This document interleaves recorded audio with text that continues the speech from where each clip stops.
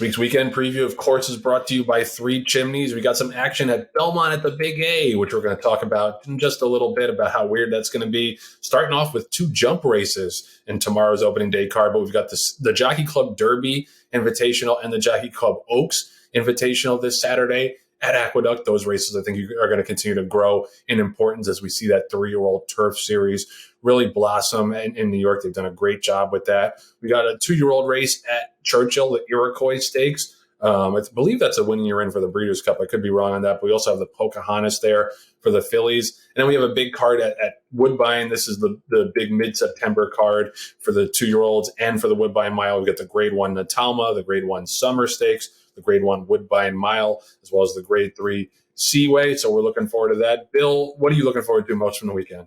I think I'm looking forward to most of the Iroquois. It looks like it's going to come up pretty strong. And because Damon's Mound, who will likely be the favorite in there, is such a cool horse. And, we talked about the strength of Baffert. We talked about the strength of all these horses that are selling for $1 million of the sales, who will be in races like this, many of them next year. I mean, this still is this horse with a modest pedigree, trained by Michelle Lovell, and the connections that have refused to sell him. He's got to have his running shoes on, because Echo, again, was one of the more impressive winners at the Saratoga meet from the maiden ranks, is coming at him. But we all like those feel good kind of underdog stories, so I'll be looking for him. The other thing I wanted to mention, Joe, and I don't want to go all negative here, but we're looking at right. The PPs aren't out yet, which is, so as soon as I say this, they'll have 14 horses entered in the Jockey Club Derby at Aqueduct. I'm only calling it Aqueduct, by the way. I'm not drinking the Belmont at Aqueduct Kool-Aid there. But right now, I know the NYRA Racing Office actually sent out a text a couple of weeks ago saying nobody's nominated to this race. Nominate your horses. They're talking right now about 4 horses perhaps running in this race. All this money for 3-year-olds on the grass, and if you only get 4 horses. But here's one of the reasons why. On September 3rd at Saratoga, they ran the Saranac Stakes for this exact same division of horses. Now, and they only got 4 in there. It was won by Annapolis, who I guarantee you would be running in this race if it weren't for the other one. And again, there's too many stakes races out there. Would the world of horse racing really miss the Saranac Stakes? Get rid of it. Just get rid of it. Goodbye, Saranac. And you can see what happened. It was a lousy race as it was with 4 horses. Annapolis, I think, was a 1-5 favorite or something like that in there. And now it's affecting a race, the Jockey Club Derby, that you really want to have, throw out your best product in there. So, that is, again, I'm going to bitch and moan and whine about this until they actually do something about it, because it's just not a smart way of going about doing things. Also, the Woodbine card on Saturday, which should be terrific. Woodbine Mile, and a couple of the 2-year-old races. And Modern Games looks like he's coming back. Last year's Breeders' Cup Juvenile Turf winner will take on Ivor, who's a pretty solid horse in his own right. So, yeah, good racing action at Woodbine over the weekend. And then Aqueduct at Aqueduct this Saturday. All right, Bill. All right, we'll stick with Aqueduct at Aqueduct, I guess, for the purposes of the show. Go ahead, Barry. Yeah, I mean, just to piggyback a little bit on what Bill was saying, they really need to tie these stakes races together instead of just randomly just scheduling them, because it causes these kind of problems. You have 4 in the Saranac, 4 in the Jockey Club Derby. That's 8 if you eliminate one of those stakes. And you have a decent field. So there's that. But myself this weekend, definitely looking towards the Woodbine Mile. That looks like a really, really good race. It seems like it's going to come up pretty strong.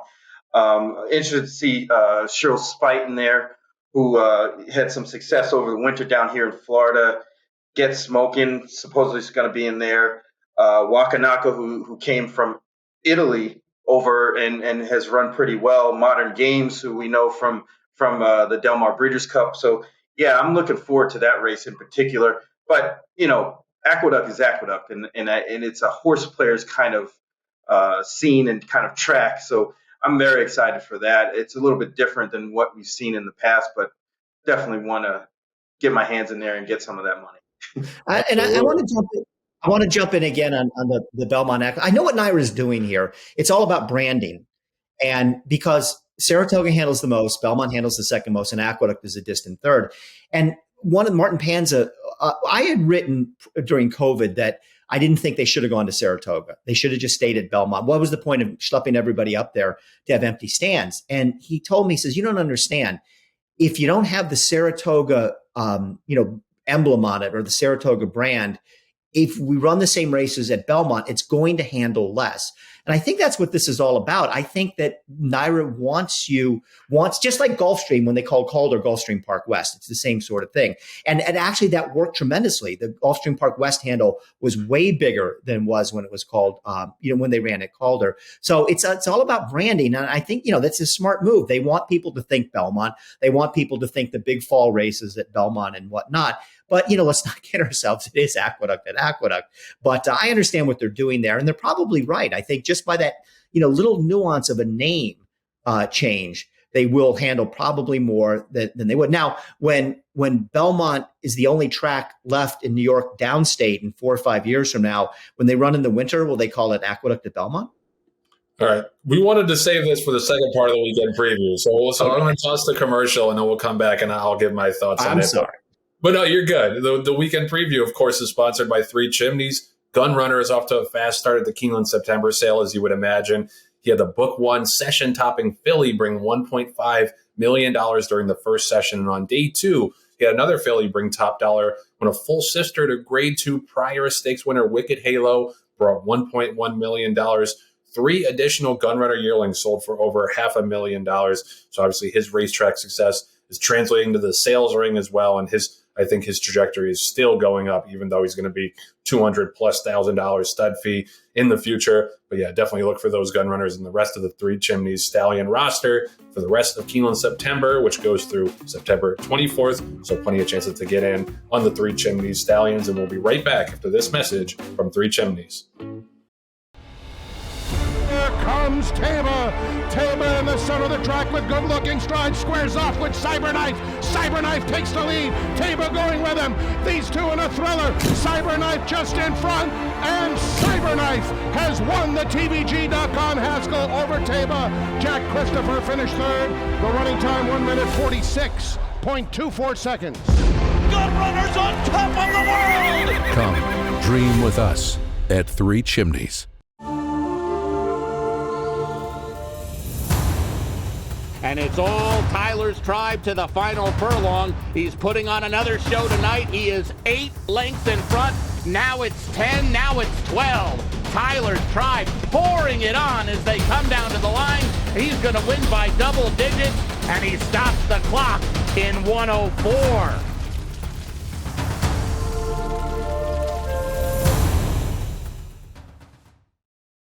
All right, Bill brought this up before the break, and it's a good point about the branding, because we were questioning the wisdom of running at Saratoga in the COVID summer. We were like, is it really worth it to ship all these horses up and ship everybody up for the summer just to run with no fans and no real buzz or real nightlife or any of the stuff that you would associate with Saratoga? But it does make a difference, and I guess just seeing that Saratoga emblem makes people bet more. Maybe seeing the Belmont emblem will make people bet more at Aqueduct. I'm the kind of guy who is always going to bet Aqueduct. Not necessarily in the dead of winter. I'm not that hardcore. I generally take my tack south to Gulfstream and Fairgrounds in the winter. But that fall meet at Aqueduct is pretty underrated, I think. That leading up to the Cigar Mile, they have a lot of good racing. So it's going to be fun, I think, to see Aqueduct get a little bit of shine because, as Bill said, it's going to go away. David O'Rourke basically confirmed that to us. We had him on the show about a month ago. So that makes me a little bit sad, but it's going to be nice to see it get a little bit of shine this fall while the construction is going on at Belmont. But it is going to look a little bit weird to see these races that you're used to seeing on that big, wide turf course at Belmont being run on the slightly less glamorous turf course at Aqueduct. But I do think what's interesting and what I'm looking forward to is, I don't know.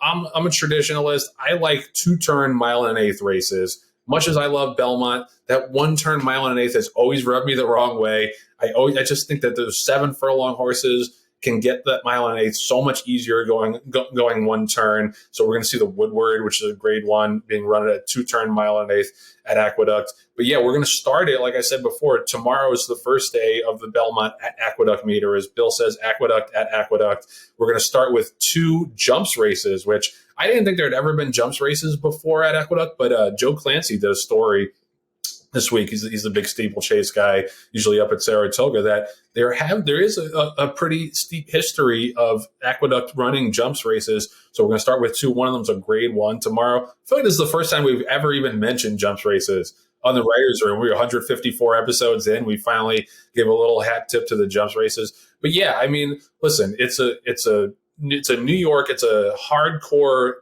handicapper's paradise. As Barry said, like, it's where the real, nuts and bolts New York horse players play.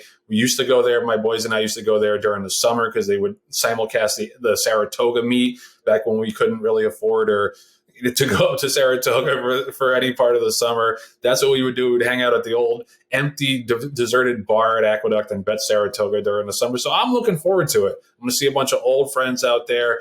Barry, have you spent any significant amount of time at Aqueduct in your horse playing career? Oh yeah, absolutely. That's kind of where I kind of got my start, in a sense. When I was a kid, learning how to play the game and things like that when I was really small. My grandparents lived in Brooklyn, and we'd go visit them. At the time, we lived in Trenton, New Jersey. We'd go visit them on the weekends, and we'd end up either at Belmont or Aqueduct, whatever was running at the time. So yeah, I got a lot of fond memories of Aqueduct and playing the races there and learning how to play, even though I grew up in Massachusetts. Rockingham and Suffolk Downs were kind of my stomping grounds, but definitely have a lot of connection to New York racing. Hey, Joe, I want to add one more thing about the steeplechase race. And Andy Serling, our friend, put this on Twitter yesterday. This is the first time there'll be a jump race at Aqueduct since 1974. And back in the day, even longer than I've been around in the game, there used to be at the New York tracks one steeplechase race every single day. It was a part of the program. The winning jockey in that last steeplechase race at Aqueduct was Leo O'Brien. How do you like that? Wow, current trainer in New York. Yeah, like I said, it's gonna warm my heart a little bit to see these people who are, they're very dismissive of Aqueduct. Well, now you got to watch. Now you got to watch and bet it. There's no other options in New York until next spring. So buckle in and support the New York racing product. It is, like I said, it's a city racetrack, as Andy Serling likes to say. It's not as glamorous as Saratoga or Belmont, but it serves its purpose, and it's going to be great racing. It's going to be terrific racing, and it starts tomorrow.